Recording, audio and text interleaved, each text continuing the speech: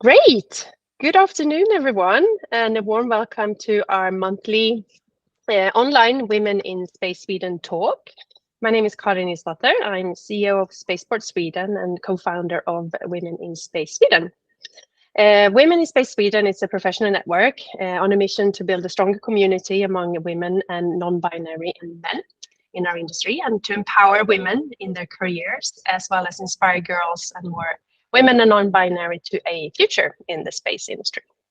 And one of the ways that we do that is through our monthly online, what we call WISS, Women in Space Sweden talks, where we invite a role model and member of our community to share their career journey, their career story, or their space journey, as we call it. And today we are very, very honored to welcome Susanna Lewenhaupt. Susanna is on a mission to bring space science down to earth through a podcast, and you might recognize her and Marcus as the host for the podcast Have We Gone to Mars Yet? Susanna describes herself as a horse-loving mother of two, and she runs a sound production company in Stockholm called Beppo. And here she works with various projects, such as radio shows, commercial recordings, sound design, music production, guided tours and audiobooks, and of course the podcasts. So Susanna is here today to share more about her interest, her career, and how she got interested in space, and not least her mission and passion to talk about the things that needs to be done before we can set foot on planet Mars. A warm welcome to Susanna. The stage is yours. Thank you. Wow, what an introduction. Thank you so much for having me. So my name is Susanna. I'm running a sound production company in Stockholm called Beppo. And I'm also 50% of the crew behind the podcast, Have We Gone to Mars Yet? Or as we say in Swedish, Har vi åkt till Mars än? The other half here is my partner, Marcus Pettersson, as you can see. So my day-to-day job at Beppo consists in planning and producing radio shows, running a recording studio together with my 4 colleagues at Beppo. And we do shows about a very diverse spectra of different subjects, such as architecture. I'll show you here. Maybe not. Here, architecture, Stockholm, real estate, long distance running, IVF treatments, Alzheimer's disease, and even suicide. But also we do shows like comedy shows, true crime.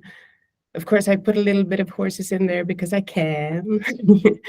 And we also do commercials and drama production, audiobooks, anything to do with voice recordings, really. So as you can see, this company doesn't have an obvious connection to space, but it has been played an important role in my journey towards becoming a space podcaster. I will get back to that a little later, because first I would like to tell you a little bit about how it all started for us. How did 2 people with no background in science or technology or physics come up with the idea to start podcasting about space? Well, it all started in 2017. We were at a festival in Austin, Texas, called South by Southwest. And for those of you who are not familiar with this festival, it is huge. It sort of saturates all of Austin for a couple of weeks every year. And there's music and film and technology and innovation and medicine, politics, education, pretty much anything you can think of. And and I was there to see what was going on in the podcasting world in the US at the time, and Marcus was covering the journalism track. There was a lot of talk about fake news in the US at that time. So our schedules were jam-packed for the whole week we were there.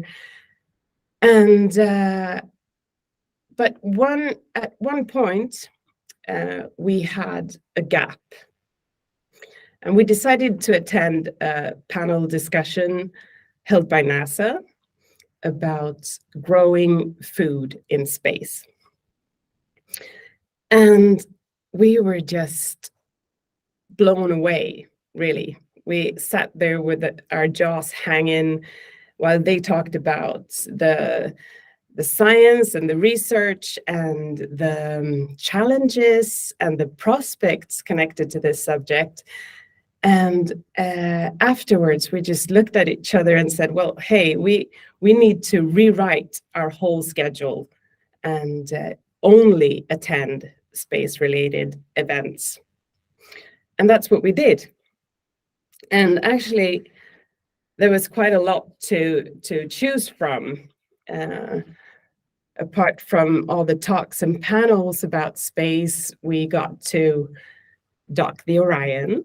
We got to do a whole bunch of other exciting things at the trade show, and we got to meet up with Jessica Meir, who had not yet been to space at the time, but eventually she ended up being one of our first guests on the show.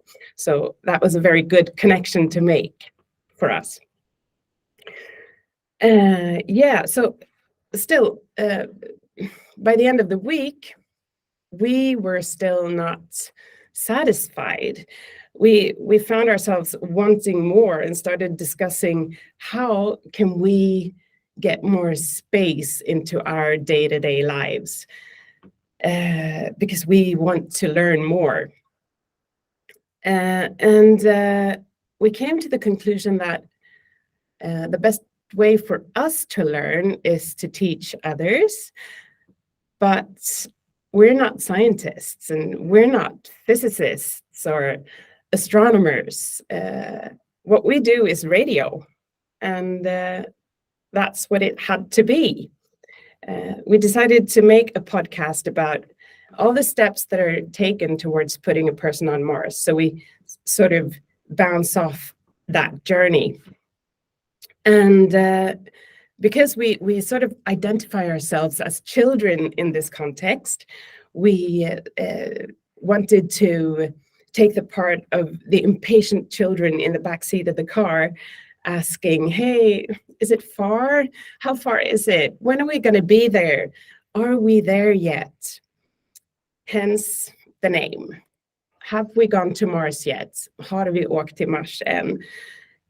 Which also gave us the most difficult abbreviation you can think of, but we sort of had fun working on the logo. So we wanted to ask all these questions, and we always start with a question connected to the journey to Mars, as how do we get there? What are we supposed to eat? What laws apply? How do we protect ourselves from things like radiation? And by doing this, by asking all these questions, we don't just get to dig into research about astronomy and physics. We also get to talk about biology, law, and medicine, and politics, and etc., etc. So it's not just about space, but that's where we start. So by using the journey to Mars as sort of a stepping stone, we talk about all these different subjects, and we always get back to the fact that all the advancements within all these different fields are so important for us here on Earth, and for the future of this planet, because space can really work as a catalyst for other areas of research. So what we realized pretty soon is that we really need that progress that space-related activity generates. It's really important for us here and now. And Earth is, without a doubt, our favorite place in the universe. And you know, even though it might sound like we're really anxious to get away from here and get to Mars, we don't really want to leave. This is a very nice place for us to be. So maybe we should have named the podcast "Have We Gone to Mars Yet?" So we don't have to. Maybe that should have been the proper name for it. Anyway, when we talk to all these scientists and astronauts and people at the very core of the space industry, we always use our own curiosity as a foundation.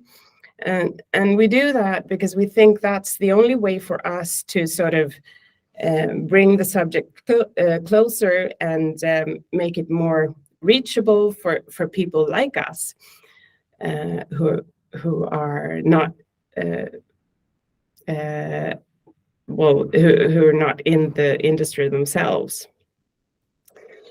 And because we're not experts, we can allow ourselves to sort of ask the stupid questions, and then we can keep asking, and we can ask again and keep asking again and again and again until we understand.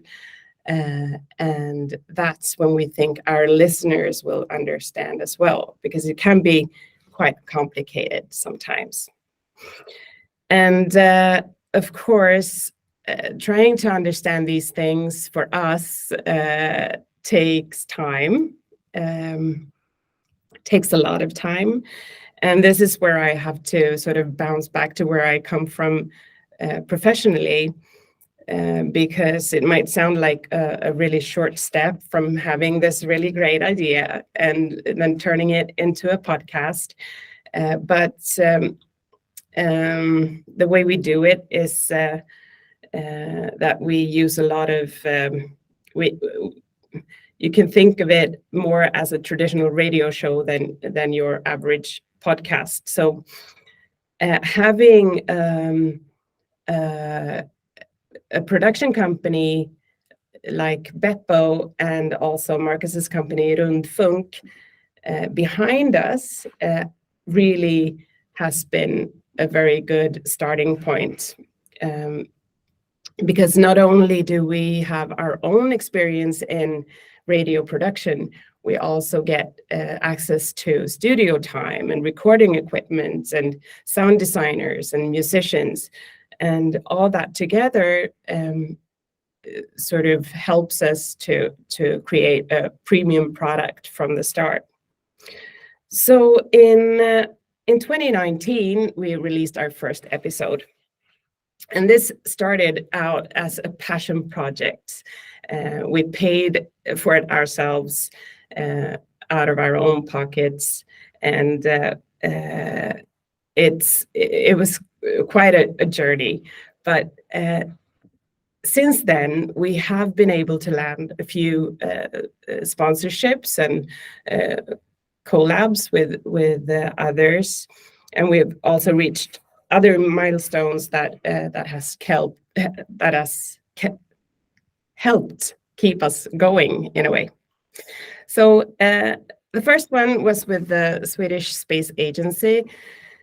They wanted 10 episodes specifically about the International Space Station to celebrate their 20-year anniversary of manned operations at the ISS in 2020. And then, the next one was also in 2020 when Swedish Radio bought 4 episodes for broadcast during the Christmas holidays. And that was kind of fun because it was the first time in history that SR bought a show that had already been published as a podcast. So we're proud to be groundbreaking there. And then, of course, 2020 was a very good year for us because we also received Astronomical Youth's honorary scholarship. And that's a great achievement for us, obviously. And not only are they smack bang in the middle of our target group, they are also incredibly talented. They're like a great source of talent for us. We've had several super smart guests on the show from Astronomical Youth. And next, we got a boost from an investment fund called Rymdkapital. And that sent us on a trip around Europe to meet people on both sides of the investment chain within the space sector. And this was also fun for us because it was a completely new angle going in on the finance side of it all, and a great chance for us to learn more again from the best in the business. And right now, we are in a collaboration with an organization called Hello World. We do shorter episodes, about 10 to 15 minutes, aimed at a younger audience, 9 to 14-year-olds, and Have We Gone to Mars Yet? Junior, we call that. And we, along with every episode here, we release a worksheet or a teacher's guide to be used in classrooms. So that's also that's actually one of the first things we talked about, that we really want to talk to children and get children more interested in these subjects. And so it's so nice to be able to do that now for us. What's coming up? We're always looking for new partners and sponsors and collaborations. So that's one of our ongoing missions. And what we've learned so far, working with different companies like this and organizations, you really have to work on at least 2 different relationships at the time here. The first one is, of course, with your sponsor, the one who pays for your content and really deserves something great in return. And the other relationship is, of course, with your listeners. They are giving you the reason to exist in the first place. And so you can never neglect either part here. And sometimes that can be challenging, but most of the time it works pretty flawlessly. So of course, in the long run, the most important relationship is the one with yourself. And we always try to take a step back, look at what we're doing, and ask ourselves, is this us? Do we still believe in what we're doing? Does this ring true in our own ears? And that's so important. And as long as it does, we will keep asking that question. Are we there yet? Until the answer is yes, we have gone to Mars. And actually, we saved the world going there. Thank you.